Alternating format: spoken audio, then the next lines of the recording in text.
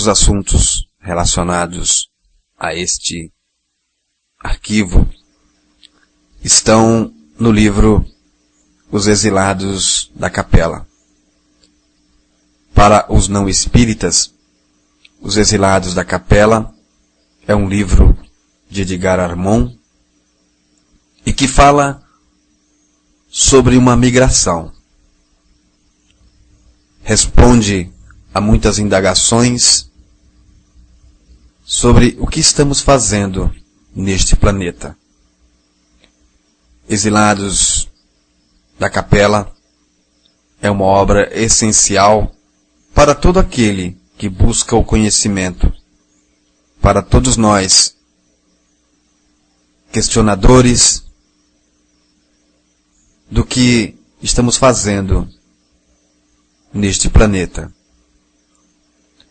Ele narra a saga de uma civilização que era muito elevada intelectualmente, mas havia dentre esses irmãos muitos que não queriam a evolução deste planeta. E conta-nos os enviados celestes que então, por determinação de Deus, que estes espíritos endurecidos no mal seriam então redirecionados para um outro planeta e que eles não poderiam, mesmo tendo o seu livre-arbítrio, atrapalhar a evolução de Capela. E assim, sem que possamos determinar a idade, sem que possamos determinar quando estes fatos ocorreram, é que nos vemos então, a espiritualidade amiga não nos determina o tempo em que isso aconteceu, mas relata neste livro o que se passou deste expurgo e para onde vieram todos esses espíritos. Obviamente que estamos falando do planeta Terra, que foi o lar desses irmãos, que foi uma nova fase de aprendizado na vida destes espíritos.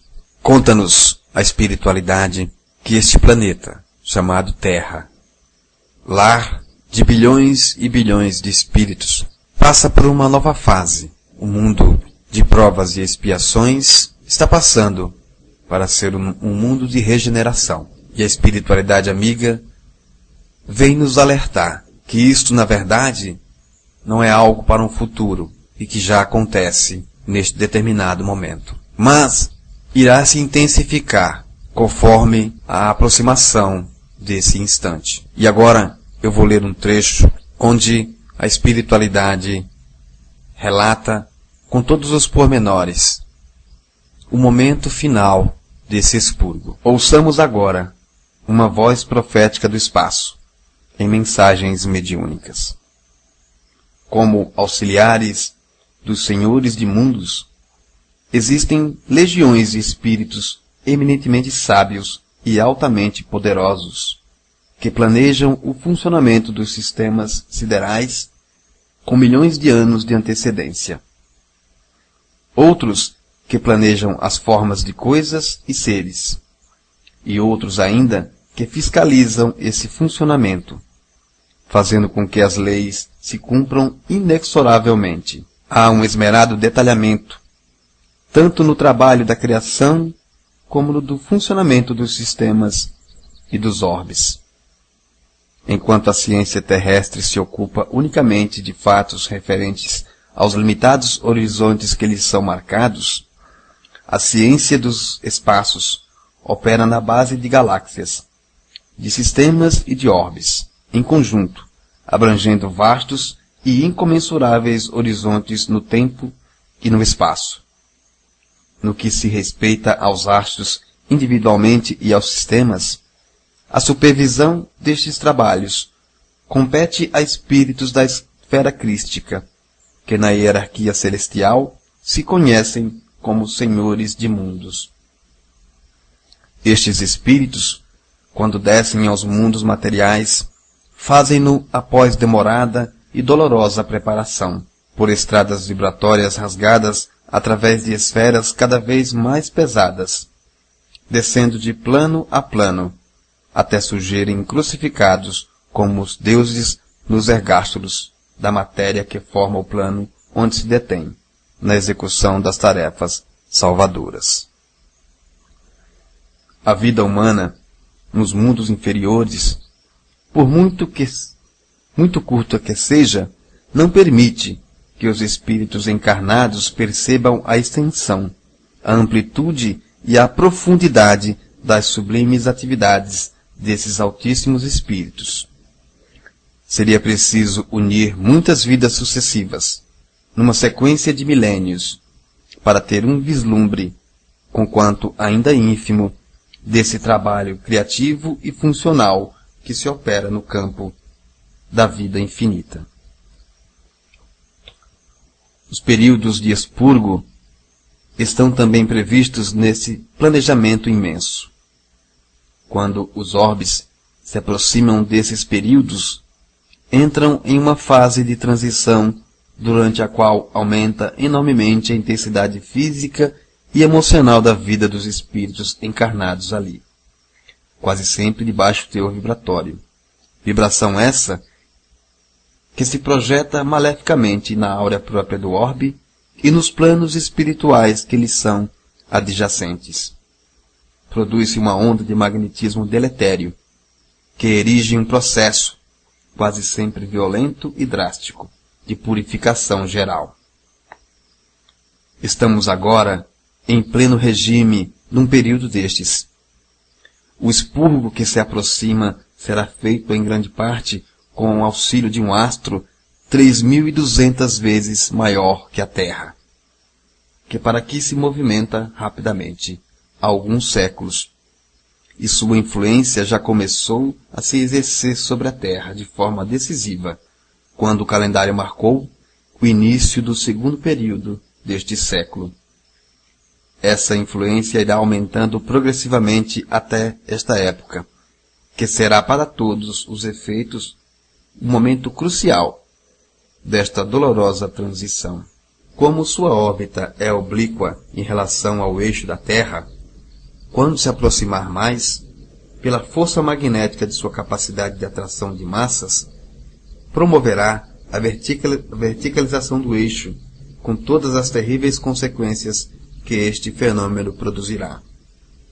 Por outro lado, quando se aproximar, também sugará da aura terrestre todas as almas que se afinem com ele no mesmo teor vibratório de baixa tensão. Ninguém resistirá à força tremenda de sua vitalidade magnética. Da crosta, do umbral e das trevas, nenhum espírito se salvará dessa tremenda atração e será arrastado para o bojo incomensurável do passageiro descomunal. Com a verticalização do eixo da Terra, profundas mudanças ocorrerão.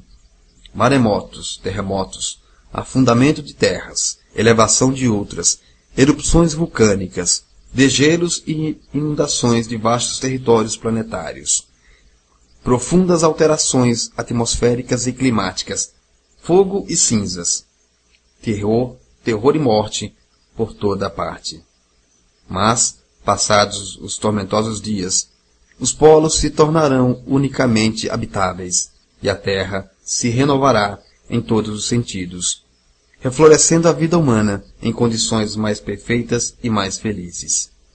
A humanidade que virá habitá-la será formada de espíritos mais evoluídos, já filiados às hostes do Cristo, amanhadores de uma seara de amor e de luz, evangelizados, que já desenvolveram em apreciável grau as formosas virtudes da alma, que são atributos de discípulos. Milhares de condenados já estão sentindo, na crosta e nos espaços, a atração terrível, o fascínio desse abismo que se aproxima, e suas almas já se tornam inquietas e aflitas.